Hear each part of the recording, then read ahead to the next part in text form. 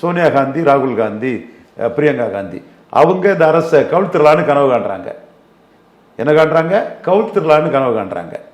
அப்போது ஸ்டாலினுக்கு ஒரு முக்கியத்துவம் கொடுத்து அந்த 22 இல்லாமல் கவுழ்க்க முடியாதுன்னு அவங்களுக்கும் காட்டுறது ஒரு சரியான அரசியல் தானே. அப்போ அவங்கெல்லாம் சான்ஸ் எடுக்க முடியாது, நம்பிக்கையில்லா தீர்மானம் கொண்டு வந்தாலும் என்ன ஆகுமோன்னு தெரியாதுன்னு அவங்களுக்கு நம்பிக்கையை குறைக்கிறதுக்கும் இது நிலையான ஆட்சியாக இருக்குங்கிற நம்பிக்கையை கூட்டுறதுக்கும் மோடி பண்ணுறாரு. அடாப்டபிலிட்டியோட அட்டகாசமான அரசியலை பண்ணுறாரு. காங்கிரஸ் ஒட்டுண்ணி முஸ்லீம் ஓட்டுகளை அகிலேஷ், முலையாம், ஸ்டாலின் இவங்கள்ட்ட இருந்து ஒட்டுண்ணியாக உறிஞ்சிரும், அதுக்கிட்ட கவனமாக இருக்கணுங்கிற ஒரு அரசியலை பண்ணுறாரு. இப்போ இந்த முக்கியத்துவம் கொடுக்கும்போது இந்த ராஜ்நாத் சிங் வந்தாலும் அதுக்கு ராகுல் காந்தி ட்வீட் போடுறாரு, சிதம்பரம் ட்வீட் போடுறாரு. எங்கே கொண்டு வச்சிருக்காரு முகத்தை கார்த்திக் சிதம்பரம்? பேச வேண்டியது தானே. சொல்ல பிறகு இப்போ இருக்கிறாரு. அப்போ என்ன அரசியல்? மோடி என்னத்தை காட்டிட்டாரு?